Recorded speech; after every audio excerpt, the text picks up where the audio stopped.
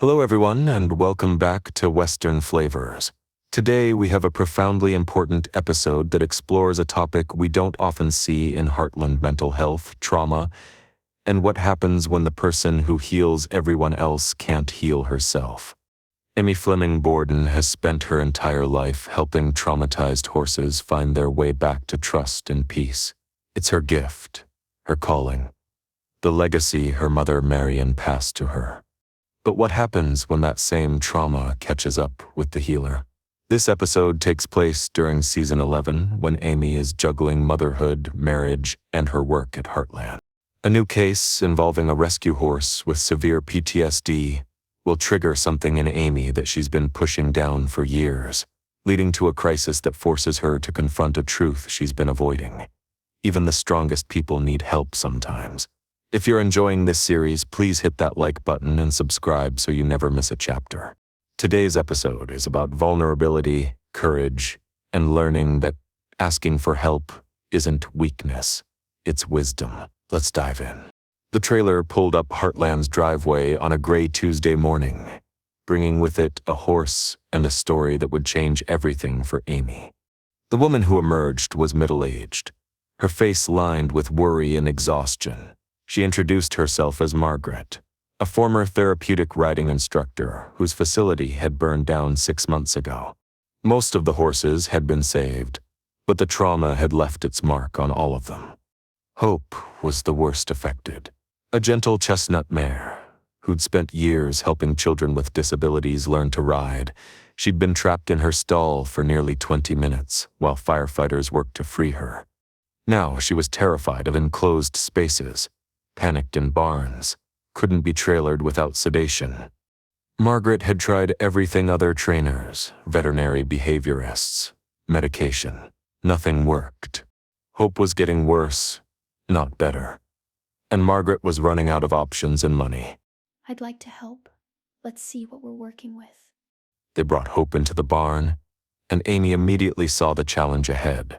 The mare's entire body was tense, her breathing shallow and rapid, her eyes darting to every corner looking for escape routes. This wasn't just fear. This was full-blown post-traumatic stress. Amy started slowly, speaking softly, giving Hope space to adjust to the barn environment. The mare pressed herself against the far wall of the stall, trembling but not yet panicking. Amy talked to her about the process, about patience, about taking time to heal. She was explaining her approach to Margaret when it happened. A metal bucket fell somewhere in the barn, probably knocked over by another horse.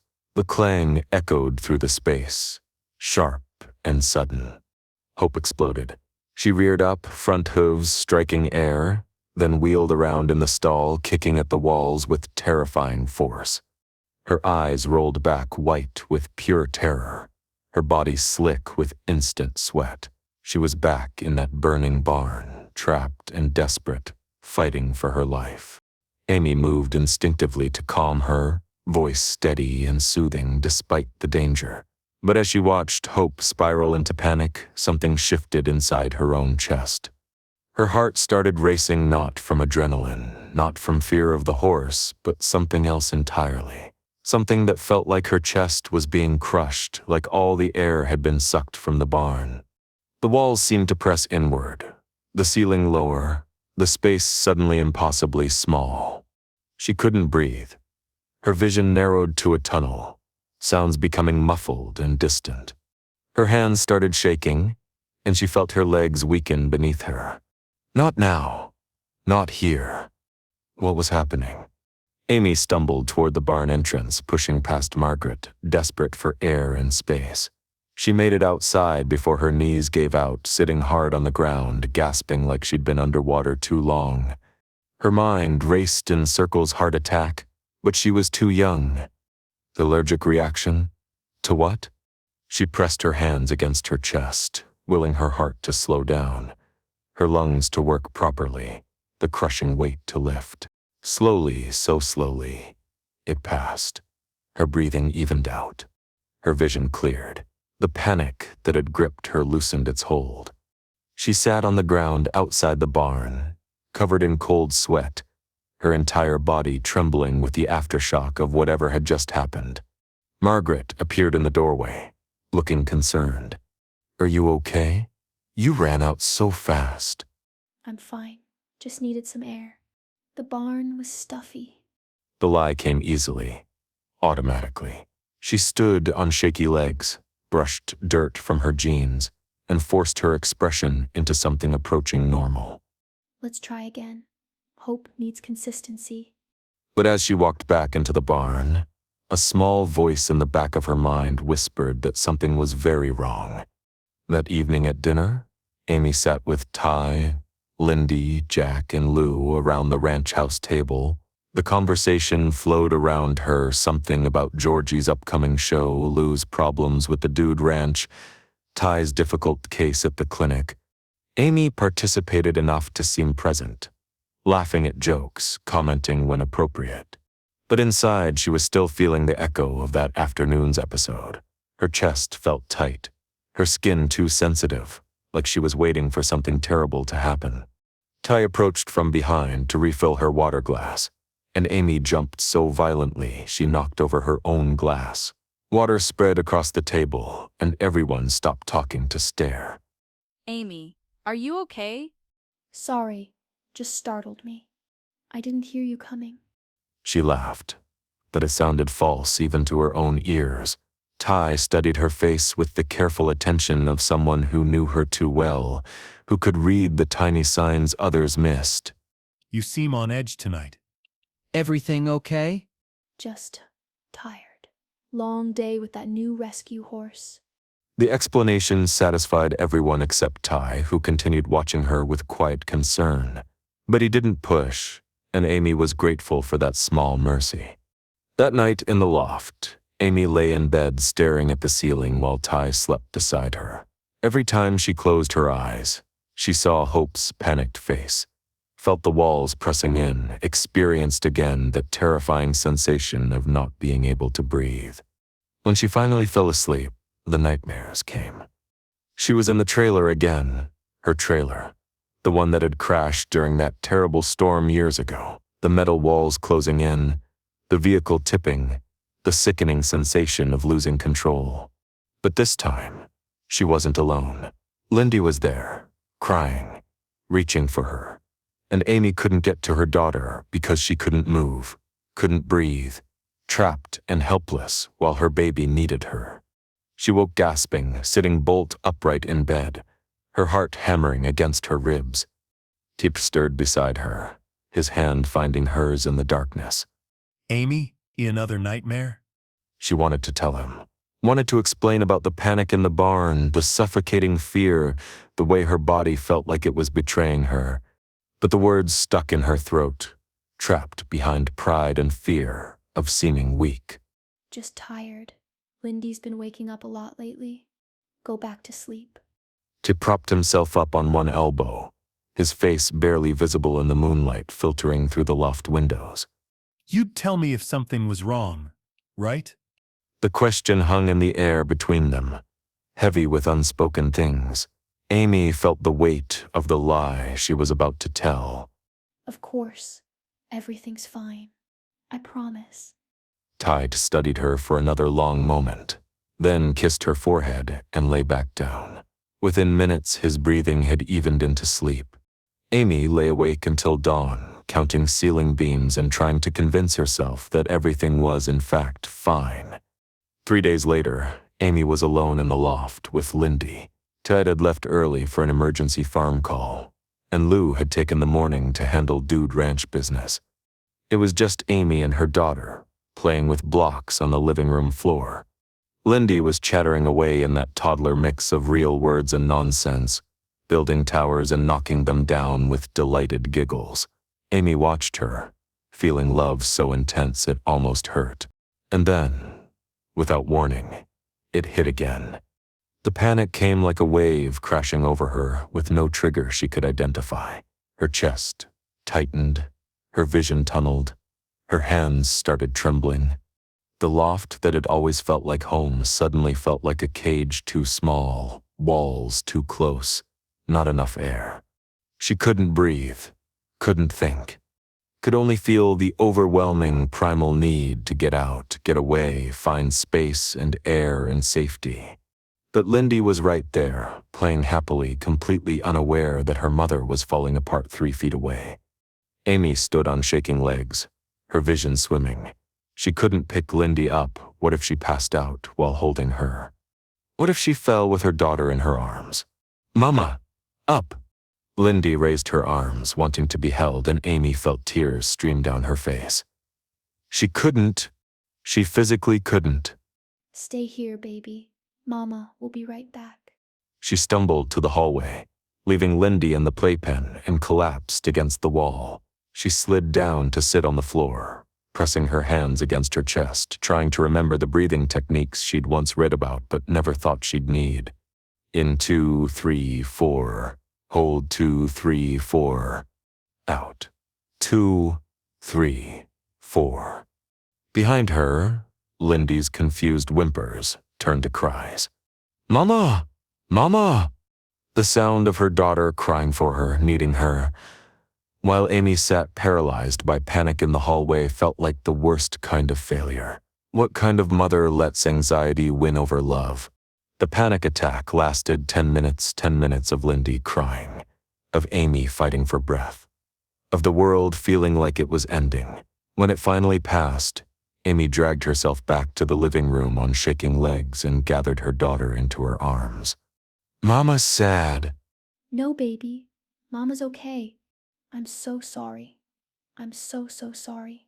She held Lindy and rocked her and cried into her daughter's soft hair, overwhelmed by love and guilt and a terror she couldn't name or understand. Lou's visit later that week should have been welcome. Instead, Amy felt cornered the moment her sister walked into the barn. Lou had that look, the concerned older sister expression that Amy had learned to dread growing up. It meant questions were coming, observations that Amy wasn't prepared to address. Hey, how are you doing? You seem stressed lately. I'm fine. You don't look fine. You look exhausted. And Georgie said you snapped at her yesterday for no reason. I didn't snap at her. She said you yelled at her for moving your grooming kit. Guilt washed over Amy. She had yelled at Georgie over something completely insignificant. The memory made her cringe. Amy, what's going on? Is it Lindy? Is she not sleeping? Or is it work? Too many clients? I said I'm fine. Can everyone just stop asking me that? The words came out louder and sharper than Amy intended. Lou stepped back, her expression shifting from concern to hurt. Okay, I'm sorry. I was just worried about you, but if you don't want to talk, that's fine. She turned to leave, and Amy felt a surge of regret. Lou was just trying to help. But the thought of explaining, of admitting weakness, of confirming that something was very wrong felt impossible. Lou, wait. But her sister was already walking away, and Amy let her go. Because what would she even say? That she was having panic attacks? That she couldn't work in the barn without feeling trapped? That she'd left her crying daughter alone because she couldn't breathe? No. Better to keep it hidden. Better to handle it herself. Amy decided the solution was to face her fear head-on. If enclosed spaces triggered panic, then she'd force herself to stay in them until the fear passed. If Hope's trauma was triggering her own, then she'd work through it until she was desensitized. It was stupid logic, but it was all she had. She'd been working with Hope for hours-long, grueling hours where she pushed herself despite the obvious exhaustion weighing down her every movement. She hadn't slept properly in over a week. Dark circles shadowed her eyes. Her hands shook slightly, and her concentration kept slipping. The mare sensed something was wrong. Animals always did. Hope was more nervous than usual, picking up on Amy's barely controlled anxiety and reflecting it back. Amy's chest felt tight, her breathing shallow. The barn walls seemed to close in incrementally, the air growing thicker. But she forced herself to stay, to keep working, to prove she could beat this through sheer willpower. She was demonstrating a desensitization technique when the world tilted sideways. She grabbed the stall door to steady herself, but her legs felt like water. That's when Jack appeared. He took one look at her pale face, shaking hands, the way she gripped the stall door like it was the only thing keeping her upright. And his expression shifted into something Amy had rarely seen: fear. Amy, out of there. Now. She wanted to argue, to insist she was fine, but she couldn't get words past the tightness in her throat. Jack helped her out of the stall and guided her to a hay bale, where she collapsed gratefully. They sat in silence for a long moment, Jack's weathered hand resting gently on her shoulder while Amy fought to compose herself. Now, what is going on with you? The question was quiet, non-judgmental, patient, and something in Amy finally broke. The tears came first silent and overwhelming. Then words tumbled out in a rush. She told him about the first panic attack with Hope, about hiding it from everyone, about the nightmares and the episode with Lindy and the way she couldn't stop it from happening over and over. Please don't tell Ty. Please, Grandpa. He has enough to worry about. Amy, why are you carrying this alone? Because I have to be strong. It's been years since Mom died. I should be over this by now. It's just heartbreak. It'll heal eventually. I have to be strong, at least for Lindy. Jack was quiet for a long moment, his expression thoughtful and sad. Sweetheart, even the strongest fence posts need support. They don't stand alone out there in the field.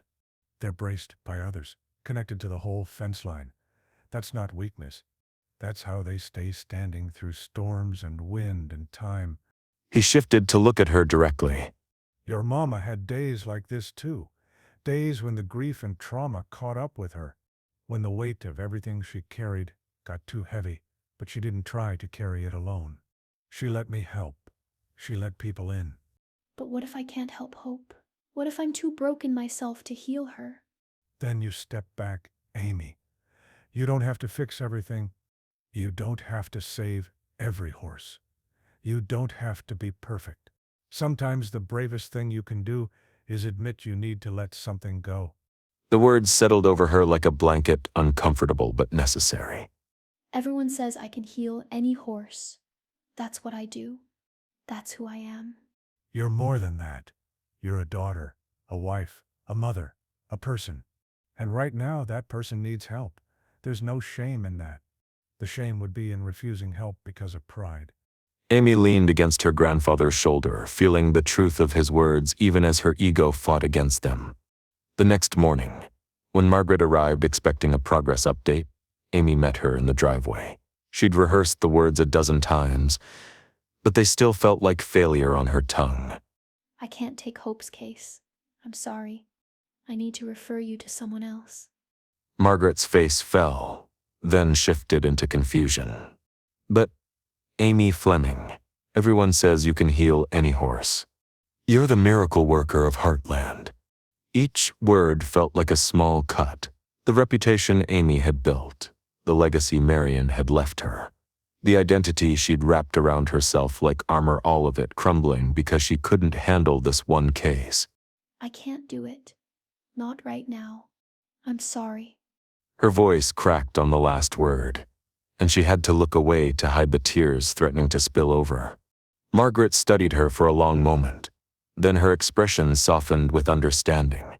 Are you okay? The question, simple, direct, kind, nearly undid Amy completely. I will be. I hope.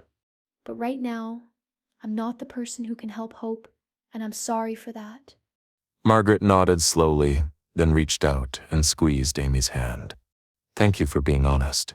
That takes courage. She loaded Hope back into the trailer and drove away, leaving Amy standing in the driveway feeling like she'd just failed at the one thing she was supposed to be good at. She didn't realize Ty'd been in the barn. Didn't know he'd overheard the entire conversation. He emerged now, crossing the yard to stand beside her. They watched the trailer disappear down the driveway together. That was brave. Saying no. Taking care of yourself. It doesn't feel brave. It feels like failing. It's not failing. It's being human. And Amy, When you're ready, when you've healed, maybe you can help Hope then. But right now, you need to help yourself. And that's okay. That's more than okay. Amy leaned into him, letting herself be held, letting herself feel the disappointment and the relief mixing together in equal measure. Will you talk to someone? A professional? About the panic attacks? So he'd known. Of course he'd known. Tip-Ty always knew. Yeah, I will. I think I need to. We'll figure this out together. You're not alone in this. The words echoed Jack's wisdom from the day before. The fence posts, the support, the strength that comes from not standing alone. That evening, the family gathered on the ranch house porch. Jack sat in his rocking chair, Lou and Amy on the steps, Ty with Lindy in his lap. The sun was setting over Heartland, painting the sky in shades of gold and pink. Jack spoke into the comfortable silence, his voice carrying the weight of decades of experience. You know what I've learned in all my years running this ranch? The horses we can't help teach us as much as the ones we can, maybe more. They teach us our limits. They teach us when to step back. They teach us that we're human, not superheroes. He looked at Amy, his expression gentle. And they teach us that asking for help isn't weakness. It's wisdom. It's knowing that we all need support sometimes, and that's part of being human. The strongest people aren't the ones who never struggle. They're the ones brave enough to admit when they need help. Lou reached over and squeezed Amy's hand. Ty met her eyes with a look of pure love and understanding. Even Lindy seemed to sense the importance of the moment, sitting quietly in her father's arms. I thought I had to be strong for everyone, especially after losing Mom. I thought that meant never showing weakness, never admitting I was struggling. Your mama was the strongest person I ever knew, but she cried. She asked for help. She admitted when things were too much. That didn't make her weak. It made her real. The words settled into Amy's heart, slowly replacing the shame and guilt with something lighter, acceptance, maybe, or the beginning of it. She had a long road ahead. Therapy, healing, learning to manage panic attacks and process trauma she'd buried for too long. It wouldn't be easy or quick, but she didn't have to walk that road alone. She had Ty, Jack, Lou, her entire family. She had people who loved her enough to support her through the hard parts, who understood that even healers sometimes need healing. Tomorrow, she'd make that first appointment. She'd start the work of taking care of herself the way she'd always taken care of horses and other people. She'd learn to be as kind to herself as she was to everyone else. Tonight, she just sat with her family and watched the sun set over Heartland, feeling grateful for the grace to admit she wasn't okay and the support to help her heal. That concludes today's episode of Heartland. What started as a new case, a traumatized horse named Hope who survived a barn fire, became a mirror, reflecting Amy's own unprocessed trauma and mental health struggles. Through panic attacks, nightmares, and the terrifying moment when she couldn't even stay in a room with her own daughter, Amy learned one of life's hardest lessons. Even healers need healing. We watched Amy try to hide her struggles, to push through by force of will, to maintain the image of the miracle worker who could fix anything. But trauma doesn't work that way. Mental health doesn't respond to stubbornness or pride. Sometimes the bravest thing you can do is admit you can't handle something alone. Jack's wisdom about fence posts, that they need support to stay standing, that connection is strength, not weakness, gave Amy permission to be human. And her decision to step back from Hope's case to prioritize her own healing wasn't failure. It was courage. Even the strongest people struggle. Amy has spent her entire life being the healer, the miracle worker, the person everyone turns to when things seem hopeless. But strength doesn't mean never struggling. It means having the courage to admit when you need help.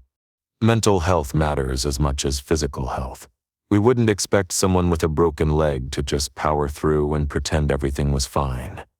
Mental health deserves the same respect, the same care, the same treatment. Panic attacks, trauma responses, and mental health crises are real medical issues, not character flaws. You can't pour from an empty cup. Amy tried to keep healing horses while she was falling apart. But you can't help others effectively when you're drowning yourself. Taking care of yourself isn't selfish, it's necessary. Self-care enables you to show up better for everyone else. Trauma doesn't have a timeline. Amy thought she should be over her mother's death and her own traumatic experiences because they happened years ago. But healing isn't linear, and trauma can resurface unexpectedly. There's no statute of limitations on grief or pain. Sometimes, the bravest choice is stepping back. Amy's decision to decline Hope's case felt like failure to her, but it was actually profound wisdom. Knowing your limits and respecting them is maturity. You don't have to be everything to everyone. Thank you for joining us for this important episode about mental health, vulnerability, and the courage it takes to admit you need help. Amy's journey toward healing is just beginning, but she's taken the first and hardest step acknowledging that she's not okay, and that's okay. If you or someone you love is struggling with mental health, please reach out, talk to a professional, tell someone you trust, ask for help. You deserve support, you deserve healing, and you deserve to know that struggling doesn't make you weak, it makes you human. If you enjoyed this episode, please like and subscribe. And tell us in the comments, have you ever had to admit you couldn't handle something alone? We'd love to hear your stories of courage and healing. Until next time, this is Western Flavors.